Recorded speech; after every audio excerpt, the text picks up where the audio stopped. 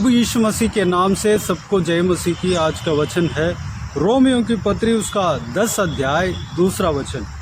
क्योंकि मैं उनकी गवाही देता हूँ कि उनको परमेश्वर के लिए धुन रहती है परंतु बुद्धिमानी के साथ नहीं। मेरे प्रियो, इस वचन को पवित्र प्रेरित पौलुस इज़राइली लोगों के बारे में कहता है जो कि परमेश्वर के चुने हुए जन है, जो याकूब के संतान है। याकूब जो पुराना नियम में उत्पत्ति की किताब में जब हम देखते हैं तो परमेश्वर ने याकूब को, जो परमेश्वर का भाई मानता था, उनको दर्शन दिया और याकूब को इज़राइल करके रखा। उस इज़राइल का जो कुछ भी संतान है, जो कोई भी संतान है, वो सब इज़राइली कहलाए गए हैं। वह आज पालस्तीन देश में है, इज़राइल देश में है। आज भी हम जान सकते हैं, देख सकते हैं। उस इज़राइली जन परमेश्वर के चुने हुए लोग हैं। पुराना नियम में चुने हुए लोग हैं। नया नियम में हम सब, जो कोई भी जन परमेश्वर प्रभु यीशु मसीह जो उद्धार करता, इस संसार के हर एक जन का उद्धार करता है, जिन्होंने इस धरती में सारे मानव जाति के लिए अपने लहू बहाकर क्रूस पर मारा गया और गाड़ा गया, तीसरे दिन मुर्दों में से जी उठा। उस प्रभु यीशु मसीह के ऊपर जो कोई भी जन विश्वास करते हैं वह सब आत्मिक इस्राएली है, परमेश्वर के जन है। मेरे प्रियो, यहाँ पर पवित्र प्रेरित पौलुस कहता है कि इज़राइलियों का उद्धार के लिए प्रार्थना करना है। इज़राइलियों का भटक जाने के कारण अन्य जाति जो कि इज़राइली नहीं थे, जो कि हम हैं, वह सब इज़राइली बनाए गए हैं। जैसे कि एक दाख के पेड़ में दाख के डाली को हटाकर जो कांटेदार डाली को चिपका दिए जाते हैं, वैसे ही उसके बदले में दूसरा पेड़ का डाली को चिपका दिए जाते थे। वैसे ही हमें भी परमेश्वर उनके बदले में अपना जन बना लिया है, क्योंकि वह लोग चुने हुए थे। परमेश्वर चाहता था कि वह लोग परमेश्वर के इच्छा के अनुसार चलें, लेकिन वह लोग नहीं चले। इसलिए उनके बदले में जो हमें, जो अन्य जाति है, जो इज़राइली नहीं है, हम सब चुने गए हैं, हम सब बुलाए गए हैं, हम सब आत्मिक इज़राइली कहलाए गए हैं। लेकिन जो परमेश्वर से दूर थे, अन्य जाति थे, पापों में भरे हुए थे, हमको परमेश्वर ने बुलाया। जो कि इज़राइली जन भटक जाने के कारण हम बुलाए गए हैं, तो हमारे ऊपर परमेश्वर इतना बड़ा अनुग्रह रखा। तो पवित्र प्रेरित पौलुस कहता है उस इज़राइली जो भटक गए हैं, जो वाकई में परमेश्वर का जन है, उनको परमेश्वर उद्धार ज़रूर करेगा। उसके लिए हमें प्रार्थना करना है। जो हम हफ्ते में एक बार प्रार्थना का समय एक वीडियो अपलोड करते हैं, यूट्यूब में आता है, उसमें ज़रूर सिस्टर नीतू इज़राइली जन के लिए प्रार्थना करते हैं, इज़राइल के लोगों के लिए प्रार्थना करते हैं। उनका जो कोई भी जन उद्धार नहीं पाया, उन सबके उद्धार के लिए ज़रूर प्रार्थना करते हैं। कारण यही है, पवित्र बाइबल में यह लिखा हुआ है कि उनका उद्धार के लिए हमें प्रार्थना करना चाहिए। मेरे प्रियो, इज़राइली जन का उद्धार के लिए हमें प्रार्थना करना है। इज़राइली जन कौन है? जो कि हमने पहले देखा था कि वह याकूब, यानी कि परमेश्वर ने उनको इज़राइल करके नाम रखा, उनका संतान है। याकूब का दादा जो अब्राहम, उनको परमेश्वर ने यह आशीष दिया है कि तुझे जो कोई भी जन आशीष देता है वह आशीष पाएगा, तुझे जो कोई भी श्राप देता है वह श्रापित होगा। मेरे प्रियो, वह आशीष जो है इज़राइली जनों के लिए भी लागू है, उनके जो संतान है उनके लिए भी लागू है। हम उनके लिए जब प्रार्थना करेंगे तो वह जो उनके लिए आशीष, उनका आशीष के लिए प्रार्थना करेंगे तो हम आशीष पाएंगे। दूसरी बात, परमेश्वर का वचन कहता है कि इज़राइली जन परमेश्वर के लिए धुन में तो हैं पर बुद्धिमानी के साथ नहीं। वहाँ पे कई सारे जन परमेश्वर प्रभु यीशु को माना नहीं, जबकि वही गोत्र में लोग जन्म हुए थे। जो परमेश्वर प्रभु यीशु ने जन्म लिया, उसी गोत्र में से कई सारे जन परमेश्वर प्रभु यीशु मसीह को ग्रहण नहीं किया। हम पवित्र बाइबल में हम परमेश्वर प्रभु यीशु मसीह के जीवन के बारे में जब हम पढ़ते हैं तो यहूदी लोगों के वजह से ही, यहूदी लोगों ने ही परमेश्वर प्रभु यीशु को पकड़ाया था। उन्होंने ही क्रूस पर चढ़ाने को कहा। वह सब परमेश्वर का इच्छा था, क्योंकि परमेश्वर प्रभु यीशु इस धरती में क्रूस पर चढ़ाया जाने के लिए ही इस धरती में आया। हम सबके पापों को अपने ऊपर उठाकर, अपने कंधों पर लेकर वह अपने आप को क्रूस पर बलिदान होने के लिए आया है। इस सारे संभव के लिए, इस सारे विषय के लिए यहूदी लोगों को इस्तेमाल किया गया है। परमेश्वर ने यहूदी लोगों को इस्तेमाल किया, क्योंकि यहूदी लोगों का मन भी वैसे ही था। परमेश्वर प्रभु यीशु का ग्रहण नहीं किया। आज भी इज़राइल देश में कई सारे यहूदी जो परमेश्वर का, बाइबल का, सत्य वचन का पुराना नियम है, जो कि प्रभु यीशु ने उसमें से कई सारे रीति रिवाजों को बदल दिया, प्रेम में बदल दिया। जो बलि करना, सारा चीज़, कई सारा चीज़, आँखों के बदले में आँख, दांतों के बदले में दांत, इस तरह जो आज्ञा है वह सब परमेश्वर प्रभु यीशु ने ख़त्म कर दिया, प्रेम में बदल दिया। जो कई सारे जो सैक्रिफाइस है, बलिदान है, वह सब ख़त्म हो गया, क्योंकि प्रभु यीशु ने जो परिहार किया है, प्रभु यीशु ने जो त्याग किया है, अपने आप को बलिदान दिया है।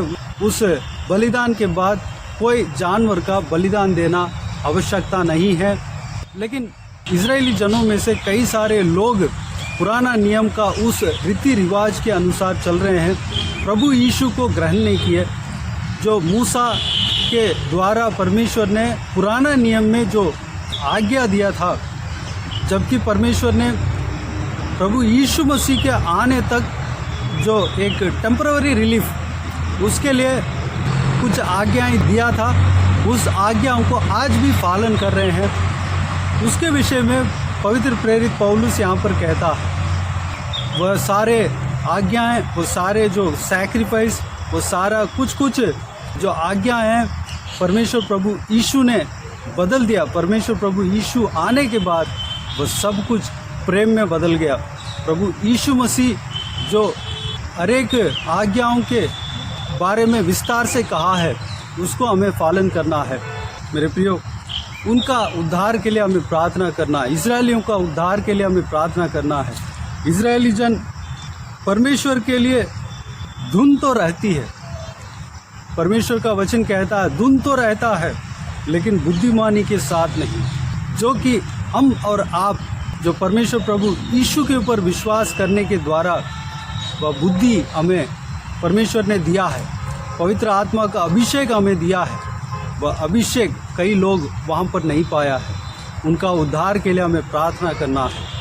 पवित्र आत्मा का अभिषेक वो भी पाना है, उनके लिए प्रार्थना करना है।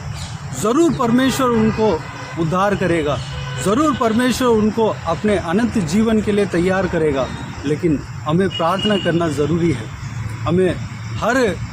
हम जितने हो सकते हैं, हमारा व्यक्तिगत प्रार्थना में इजरायलियों के लिए प्रार्थना करना है। जब हम इजरायलियों के लिए प्रार्थना करते हैं, इजरायलियों का आशीष के लिए प्रार्थना करते हैं, इजराइल देश का सुरक्षा के लिए प्रार्थना करते हैं, इजराइल देश का शांति के लिए प्रार्थना करते हैं, हम भी आशीष पाएंगे। परमेश्वर का वचन कहता है, यरूशलेम के शांति के लिए प्रार्थना करो। परमेश्वर का वचन के अनुसार यरूशलेम के शांति के लिए हमें प्रार्थना करना है। उनका कई अर्थ हो सकता है। यरूशलेम यानी कि परमेश्वर वास करने की जगह, और जो सही में जो यरूशलेम है वो भी उनकी शांति के लिए भी प्रार्थना करना है। जिस घर में परमेश्वर राज्य करता है वो भी यरूशलेम माना जाएगा। जो परमेश्वर का कलीसिया है वो भी यरूशलेम माना जाएगा, क्योंकि परमेश्वर उस स्थान में वास करता है। हर एक यरूशलेम के लिए हमें प्रार्थना करना है। परमेश्वर का कलीसिया के शांति के लिए हमें प्रार्थना करना है। परमेश्वर के लोगों के घर परिवार के लिए हमें प्रार्थना करना है।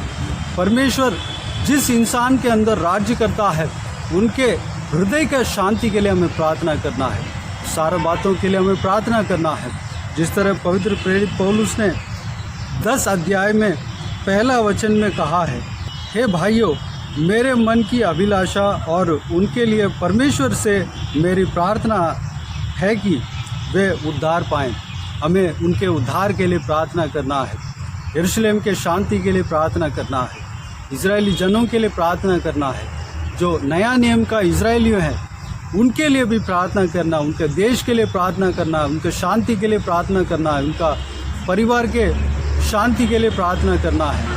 मेरे प्रियो, इस सारे बातों के लिए अपने आप को परमेश्वर के हाथों में समर्पित करें। अपना व्यक्तिगत प्रार्थना में जो पुराना नियम का इजरायली है और नया नियम का इजरायली है, दोनों इजरायलियों के लिए प्रार्थना करें, उनके आशीष के लिए प्रार्थना करें, उनका शांति के लिए प्रार्थना करें, उन्नति के लिए प्रार्थना करें। परमेश्वर उन सब के लिए जब आप प्रार्थना करेंगे, हम प्रार्थना करेंगे, तो परमेश्वर हमें बहुतायत से आशीष देगा। क्योंकि अब्राहम को इस तरह आशीष दिया कि जो भी तुम्हें आशीष देता है उनको मैं आशीष दूंगा, जो तुम्हें श्राप देता है उनको मैं श्रापित करूंगा। मेरे प्रियो, जो कोई भी परमेश्वर प्रभु यीशु मसीह के ऊपर विश्वास रखता है वह अब्राहम के संतान है। प्रभु यीशु मसीह के द्वारा वह आशीष हम भी पाए हैं। जो कोई भी जन प्रभु यीशु मसीह के ऊपर विश्वास रखते हैं उनको हम आशीष देंगे तो हम आशीष पाएंगे। उनके आशीष के लिए हमें प्रार्थना करना है। सारा कलीसियाओं के लिए प्रार्थना करें, सारा जहाँ कहीं भी परमेश्वर का राज्य है उस सारे जगह के लिए प्रार्थना करें, उनके आशीष के लिए, शांति के लिए, उद्धार के लिए, पुनरुत्थान के लिए। जो कोई भी जन पिछड़ गए हैं उन सबका उद्धार के लिए प्रार्थना करें, जो कोई भी जन बुलाए गए हैं उन सब के लिए प्रार्थना करें। आइए हम प्रार्थना में जाएं। स्वर्गीय पिता, दयालु परमेश्वर, आपको धन्यवाद देता हूँ आज के इस आपके बहुमूल्य वचन के लिए। आपको धन्यवाद देता हूँ परमेश्वर, बीते हुए दिनों में हमें संभाला, बचाया, सुरक्षित रखा। आपको धन्यवाद देता हूँ आज के दिन में जो आपने आपके बहुमूल्य वचन के द्वारा हमसे बातें किया परमेश्वर। उस आपके बहुमूल्य वचन के द्वारा जो कुछ भी संदेश हमने मनन किया परमेश्वर, सारे बातों के लिए आपको धन्यवाद देता हूँ परमेश्वर। हम पिताजी, हालेलुया, पिताजी इजरायलियों के लिए प्रार्थना करने पाएँ, इजरायलियों के उद्धार के लिए प्रार्थना करने पाएँ परमेश्वर। जो कि वह लोग परमेश्वर के धुन तो रहती है, लेकिन उन लोगों के अंदर परमेश्वर का धुन तो रहती है, पर बुद्धिमानी के साथ वह परमेश्वर को खोजते नहीं परमेश्वर। पिताजी, वह लोग जो कोई भी जन आपको नहीं जाना है, ठीक तरीके से नहीं जाना है परमेश्वर, प्रभु यीशु मसीह को ग्रहण नहीं किया है, वह सब ग्रहण करने के लिए परमेश्वर प्रभु यीशु मसीह के पीछे चलने के लिए, परमेश्वर प्रभु यीशु मसीह को अपना उद्धारकर्ता मानने के लिए अनुग्रह देना पिता। उन सब के लिए हम प्रार्थना करने पाएँ, हमारा व्यक्तिगत प्रार्थना में हम प्रार्थना करने पाएँ परमेश्वर, अनुग्रह देना पिता। जो कोई भी जन जो नया नियम का इजरायली है उन सबके शांति के लिए हम प्रार्थना करने पाएँ, उन सबके आशीष के लिए, पुनरुत्थान के लिए प्रार्थना करने पाएँ, उन सबके परमेश्वर आत्मिक उन्नति के लिए प्रार्थना करने पाएँ। जो कोई भी जन उद्धार नहीं पाया सब उद्धार पाने के लिए प्रार्थना करने पाएँ परमेश्वर, अनुग्रह देना पिता। परमेश्वर हालेलुया, धन्यवाद देता हूँ परमेश्वर, धन्यवाद देता हूँ पिता। हालेलुया, जो आपने आपके वचन के द्वारा कहा है परमेश्वर, अब्राहम को जो कोई भी जन आशीष देते हैं वो आशीष पाता है पिता। परमेश्वर, जो कोई भी जन अब्राहम के संतान है, जो कि परमेश्वर प्रभु यीशु मसीह के द्वारा हुआ, हम सब परमेश्वर हालेलुया, परमेश्वर हम आशीष पाना चाहिए पिता। हालेलुया, उनके लिए जो आत्मिक इजरायली है और पुराना नियम का इजरायली है, उस सब के लिए हम प्रार्थना करके, उन सबका आशीष के लिए प्रार्थना करके हम सब आशीष पाने पाएँ, अनुग्रह देना पिताजी। हम परमेश्वर आपके कलीसियाओं के लिए हम प्रार्थना करने पाएँ, क्योंकि आपके वचन में लिखा है कि यरूशलेम के शांति के लिए प्रार्थना करो। यरूशलेम परमेश्वर, आप जहाँ पे उपस्थित रहते हैं परमेश्वर, वह आत्मिक यरूशलेम है परमेश्वर। पिताजी, यरूशलेम में आप वास करते हैं परमेश्वर। पिताजी, आपका वचन कहता है हालेलुया, जो कलीसिया है जो आप वास करते हैं परमेश्वर, वो भी एक यरूशलेम माना जाते हैं। जो जिस घर में आप वास करते हैं वो भी आत्मिक यरूशलेम है पिता। जिस इंसान के अंदर आप वास करते हो परमेश्वर, वो भी एक तरफ का यरूशलेम है परमेश्वर, यरूशलेम माना जाएगा परमेश्वर। हालेलुया, आप जिस इंसान के हृदय में रहते हैं परमेश्वर, उस इंसान के शांति के लिए हम प्रार्थना करते हैं। जिस घर में आप वास करते हैं उस घर का शांति के लिए हम प्रार्थना करते हैं परमेश्वर। जिस कलीसिया में आप रहते हैं परमेश्वर, हर एक कलीसिया का शांति के लिए हम प्रार्थना करते हैं परमेश्वर। धन्यवाद देता हूँ पिता, शांति देना पिता, धन्यवाद देता हूँ। जिस परमेश्वर देश में आप परमेश्वर वास करते हैं, उस देश का शांति के लिए हम प्रार्थना करते हैं। परमेश्वर धन्यवाद देता हूँ पिता। यरूशलेम शहर के लिए हम प्रार्थना करते हैं, वहाँ पर शांति बने रहने पाए परमेश्वर। हालेलुया, धन्यवाद देता हूँ पिता। इज़राइल देश में शांति बने रहने पाए परमेश्वर। हम परमेश्वर सारे पवित्र जनों के लिए हम प्रार्थना करने पाए जो कि आत्मिक इज़राइली है पिता। प्रभु यीशु मसीह के द्वारा हम उद्धार पाकर आत्मिक इज़राइली बने हैं परमेश्वर। धन्यवाद देता हूँ। जो कुछ भी आशीष आपने आपके पवित्र वचन के द्वारा आपने दिया है, इस्राएलियों को दिया है, सारा आशीष हमें भी, जो कि आपके ऊपर विश्वास रखते हैं, हमें भी परमेश्वर मिलता है पिता। धन्यवाद देता हूँ, आपके द्वारा मिलता है और सारा आशीष को हम ग्रहण करने पाए परमेश्वर। धन्यवाद देता हूँ। सारा व्यूअर्स जो इस वीडियो को देख रहे हैं, सभी जन परमेश्वर इस वचन के अनुसार चलने पाए, प्रार्थना करने पाए। हम सबको प्रार्थना का अभिषेक से भरना, हमारे मन पवित्र रहने पाए परमेश्वर। हम भी पिता, हमारे अंदर भी परमेश्वर के धुन रहने पाए, हम बुद्धिमानी के साथ आपके पीछा करने पाए। अनुग्रह देना पिता, आपको आराधना उपासना करने पाए, आपको परमेश्वर हालेलुया धन्यवाद देने पाए परमेश्वर। अनुग्रह देना हालेलुया। जो कोई भी जन इस वीडियो को देख रहे हैं, उन सभी को आशीष देना, संभालना, किसी को कोई भी कमी घटी ना होने देना, भरपूर आशीष देना पिता। कोई भी जन बीमार हो तो परमेश्वर उनको आपके हाथों में सौंपते हैं, उन्हें छूना, चंगा करना, प्रभु यीशु मसीह के नाम से चंगा होने पाए परमेश्वर।